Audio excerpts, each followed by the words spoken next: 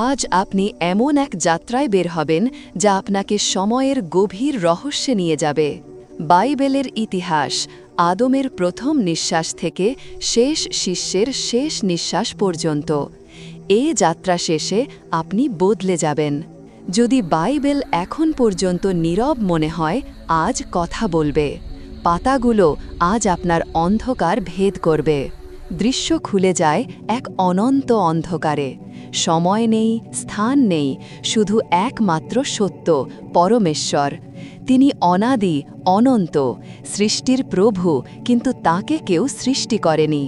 ঈশ্বরের কণ্ঠ উচ্চারিত হয়, উজ্জ্বলা হোক।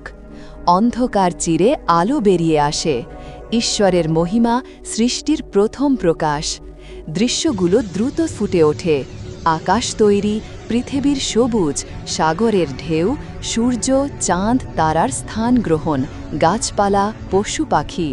সৃষ্টির প্রতিটি জিনিস যেন ঈশ্বরের বাক্য থেকে জন্ম নেয়।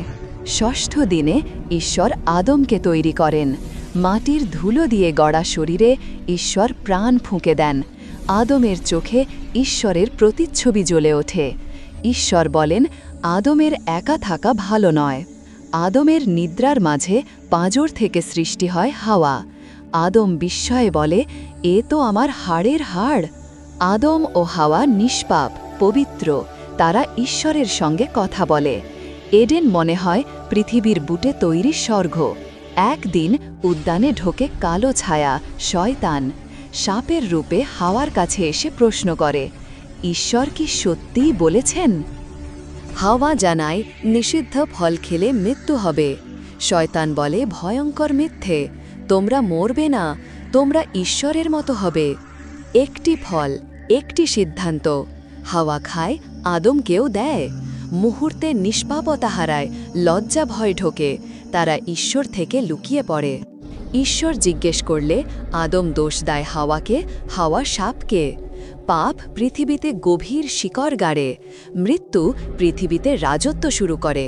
কিন্তু ঈশ্বর ভবিষ্যদ্বাণী দেন, স্ত্রীর বংশ সাপের মাথা চূর্ণ করবে। আদম হাওয়ার দুই ছেলে, হাবিলের ভক্তি গ্রহণ, কাইনের নয়। ঈর্ষায় কাইন প্রথম হত্যাকারী হয়। ঈশ্বর তাকে দেশান্তরী করেন। ধার্মিক বংশ শ্বেতের মাধ্যমে চলতে থাকে। মানুষ বাড়তে থাকে, পাপও বাড়ে। পৃথিবী ভরে ওঠে দুষ্কর্মে।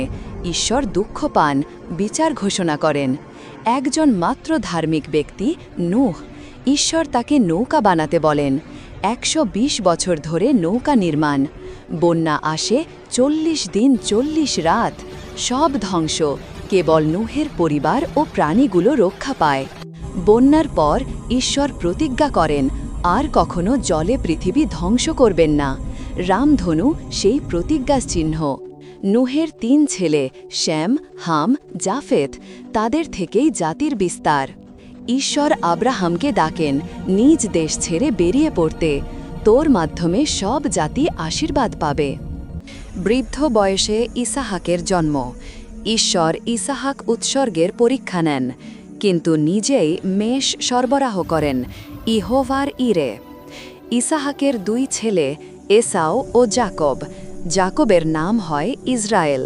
তার 12 ছেলে, 12 গোত্রের জন্মদাতা। প্রিয় ছেলে যোসেফকে ভাইরা বিক্রি করে। মিশরে দাস, বন্দী, প্রধানমন্ত্রী। দুর্ভিক্ষে যাকবের পরিবার মিশরে আসে। পরে তারা দাসে পরিণত হয়। মোশির আবির্ভাব। জ্বলন্ত ঝোপ থেকে ঈশ্বরের ডাক, ফারাওকে বলো, আমার প্রজাকে যেতে দাও। ফারাও অস্বীকার করলে 10 ভয়ঙ্কর প্লেগ। ফসহের রাতে মৃত্যুদূতের বিচার। ইসরায়েলিরা রক্ষা পায়। 20 লাখ মানুষ মিশর ত্যাগ করে। লোহিত সাগর ভেঙে শুকনো পথ। ইসরায়েলিরা পার হয়, মিশরীয়রা ডুবে যায়। ঈশ্বর মোশিকে 10 আজ্ঞা দেন, কিন্তু অবিশ্বাসের কারণে প্রথম প্রজন্ম প্রতিশ্রুত ভূমি পায় না। শুধু যিহোশুয়া ও কালেব বেঁচে থাকে। 40 বছর পর মোশে নেবো পর্বতে দাঁড়ান, প্রতিশ্রুত দেশ দেখেন। সেখানে তার মৃত্যু। ঈশ্বর নিজেই তাকে সমাধিস্থ করেন।